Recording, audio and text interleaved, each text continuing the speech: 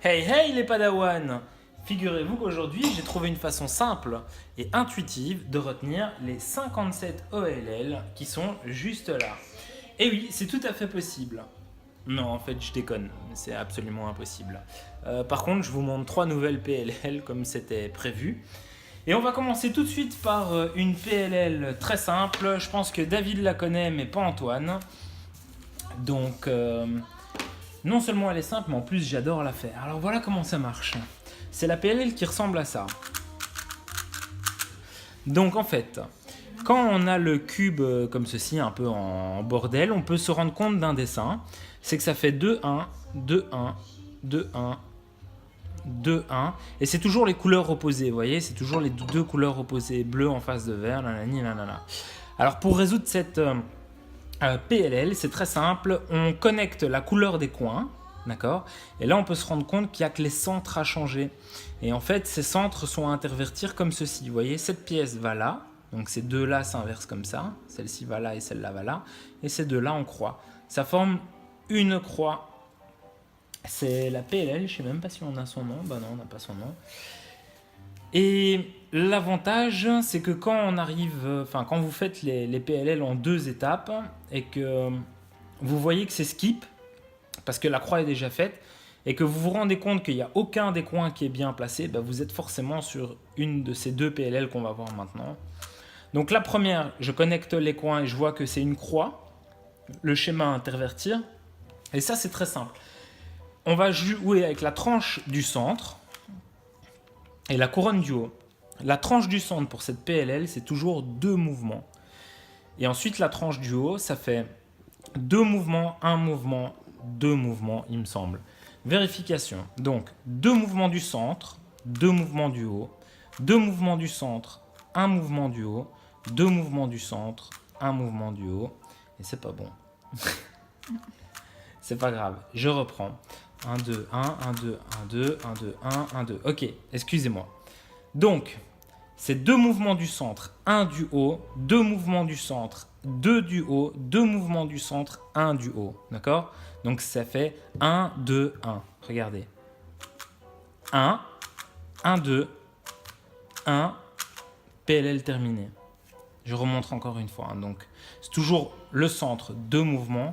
Et l'étage du haut, c'est 1, 2, 1. Donc 1, 2, 1, 1, 2, 1, 2, 1, 2, 1, 1, 2. Et là, j'ai recréé la PLL. On recommence une toute dernière fois pour la résoudre. 1, 2, 1, 1, 2, 1, 2, 1, 2, 1, 1, 2. Voilà, super simple à retenir. Et en plus, elle est vraiment chouette à faire. Elle va assez vite dans les doigts. Suivant. Ok. Alors, pareil. De nouveau, quand on a un truc un peu en bordel et qu'on voit 2, 1, 2, 1, 2, 1, 2, 1, mais que c'est pas les couleurs opposées, vous voyez, ça va être une autre. Je connecte toujours les côtés, et là je remarque le dessin. Et en fait, le dessin, il dit interverti deux pièces comme ça, et les deux pièces là, comme ça. Donc je sais pas si vous voyez, la orange va là, la verte là, et là, la bleue, ici, et la rose là. Donc pour résoudre cette PLL, je la tiens comme ceci. Les sens d'inversion sont comme ça et comme ça, parce qu'on pourrait le tenir comme ça, ce qui dirait tac et tac, mais non. Donc la rose doit aller là et la bleue doit aller là, comme ça et comme ça.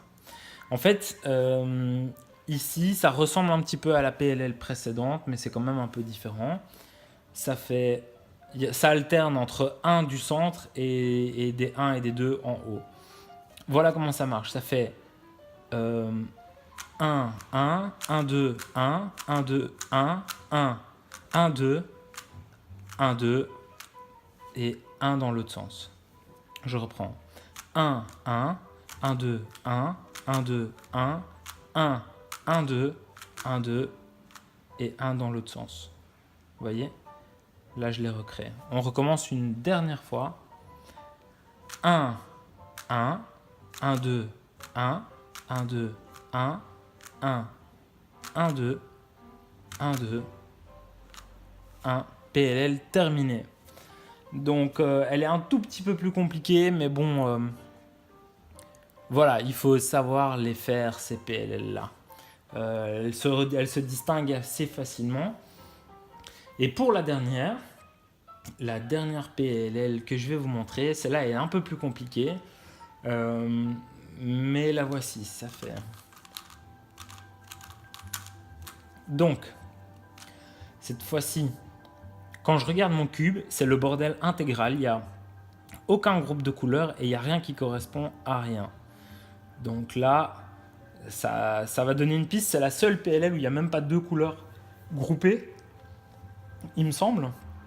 Et alors celle-ci, on se rend compte de ce que c'est quand on la connecte au niveau de la croix. La croix est bien placée direct. Et on a les 4 coins en bordel. Et en fait, les 4 coins, ils sont en bordel, mais pas tant que ça. En fait, si je regarde bien, je dois inverser ces 2 pièces comme ça. Et je dois inverser ces 2 pièces comme ça. D'accord? Hop et hop. Donc, au niveau des couleurs, je vois du orange et du orange. Donc, je sais que ça va s'inverser comme ça. Ici, j'ai du rose et du rose. Donc, c'est comme ça. Donc, je ne tiens pas mon cube avec des inversions dans ce sens-là, je le tiens avec des inversions verticales. Et d'ailleurs, c'est ça qui est assez particulier, c'est que cette fois-ci, le cube, pour le résoudre, on va le tenir les étiquettes jaunes Vernaux.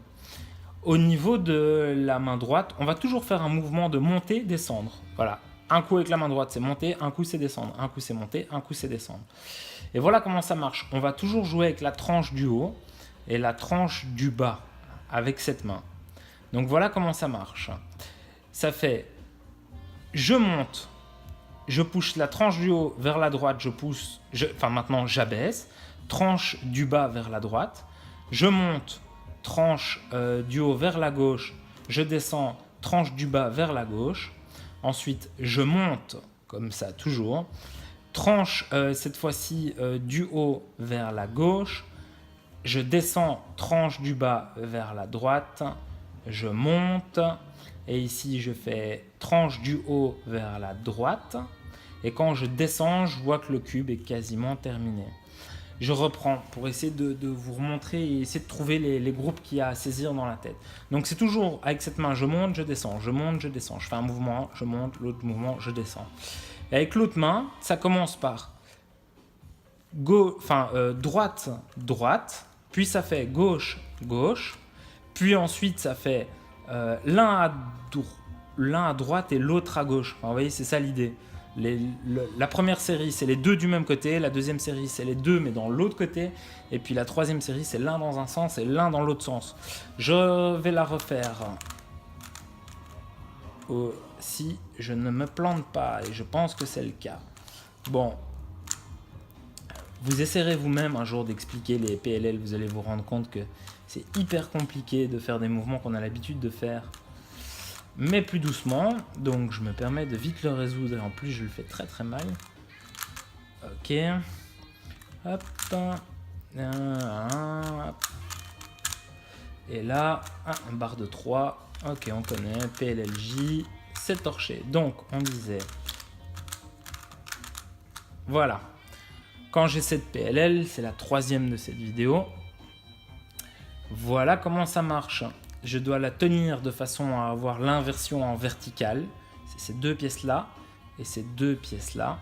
Et ça fait, je monte droite, je descends droite. Vous voyez, ça a été 2 fois à droite. Je monte gauche, je descends gauche. Maintenant, je monte, c'est gauche, je descends droite, puis je monte droite, je descends et le cube est terminé. Je vais refaire. Donc, on reprend, donc ça y est, elle est prête. Ça fait, donc, je le récapitule, toujours une main qui monte, puis elle descend, elle monte, elle descend, elle monte, elle descend. Et de ce côté-ci, c'est d'abord les deux à droite, puis c'est les deux à gauche, puis c'est l'un dans un sens, l'un dans l'autre sens. Donc, je monte droite, je descends droite. Je monte gauche, je descends gauche. Je monte gauche, je descends droite. Je monte, là je vois un bloc qui se crée, je le descends et la PLL est terminée. Les gars, bon courage!